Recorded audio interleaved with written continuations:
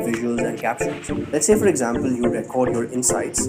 You can just import your video into Wondershare Filmora and you can let the AI do the job. There's no need of spending hours editing and tweaking every frame. With its AI-powered features, I can select from different styles and it completely matches the genre that I'm going with. You also have different customizable styles. Let's say, for example, you're recording your own podcast or your own YouTube video, for example. You can select out of 10 different AI-powered styles within Wondershare Filmora. You can customize each element to relate to your brand, and this helps your video stand out. For example, let me tweak the style on this video.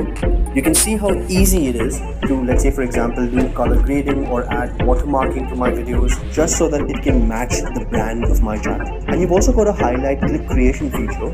Let's say you record like a 10-minute long video. You can ask Wondershare Filmora to create a short highlight from that video for you. Finally, this last feature, which is the AI audio to video feature, is my personal favorite. Sometimes I can get pretty lazy. So just having the option to convert what I speak, my audio files, into matching video content is amazing. All you've got to do is just import your audio and let Wondershare Filmora do the rest for you. This helps you save hours of editing time. Therefore, if you want to make videos or podcasts, I highly recommend checking Wondershare Filmora out. The link is going to be in the description. Do give it a test and let me know how you liked it. Secondly, you've got these devices called as firewalls, which are perimeter devices, which are also the heart of network security.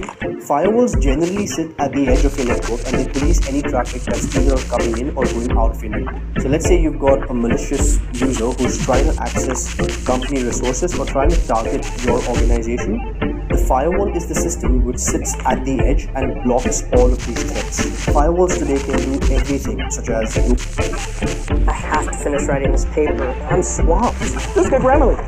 It's free. Can it help with what I wrote last night? Grammarly. URL filtering, SSL decryption, blocking based on applications, quality of service, and as a result of this, these firewalls are called as next generation firewalls. These firewalls can also contain modules which do the work of an IDS or an IPS. An IDS is an intrusion detection system and an IPS is an intrusion prevention system. And both of these in tandem are used to block cyber threats. If we move away from firewalls, you then have something called as network segmentation or the use of VLANs. Network segmentation is also called as the isolation of the network or breaking down your physical local area network into multiple virtual LANs. The main reason for this is so that different departments or different users are isolated in their own networks and they don't get access to other resources that, let's say, for example, they don't need access to. This helps in reducing lateral movement when there's a breach. A classic example of this is in the video that I've made on a real-life security incident.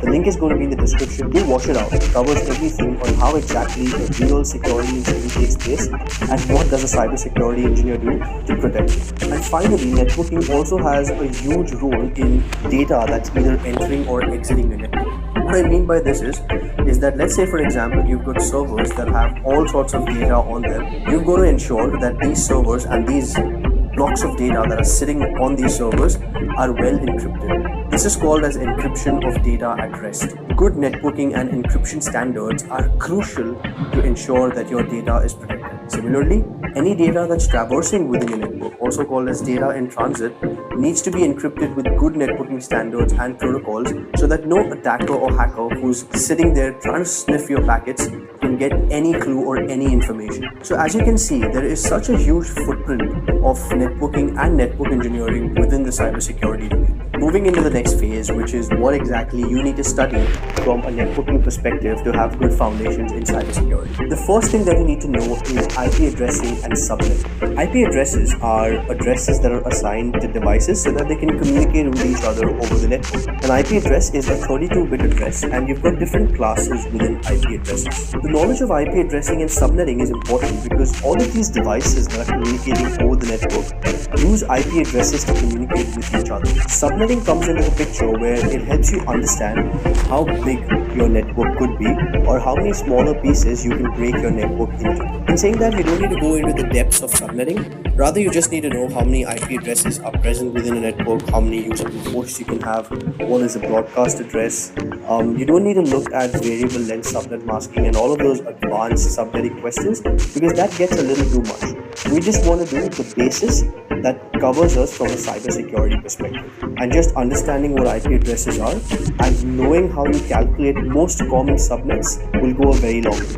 After knowing IP addressing and subnetting, you also probably need to know TCP/IP and the OSI model. The OSI model is one of the first things that you learn if you want to be a network engineer, because it exactly tells you how data goes from one end to the other end. There are different layers that are responsible for successful communication between two devices, and they are the physical, data link, network, transport, session, presentation, and application layer. Let's say, for example, you're trying to watch this video on YouTube. The whole communication that takes place from your machine to YouTube servers somewhere in the world all follows the different layers of the OSI model.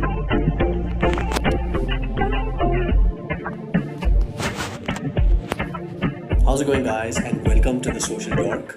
My name is Royden and I am the founder of this YouTube channel. Speaking about myself, I primarily work as a network security specialist, and I've worked for a lot of critical sectors within the cybersecurity domain, including governments, financial institutions, banks, etc.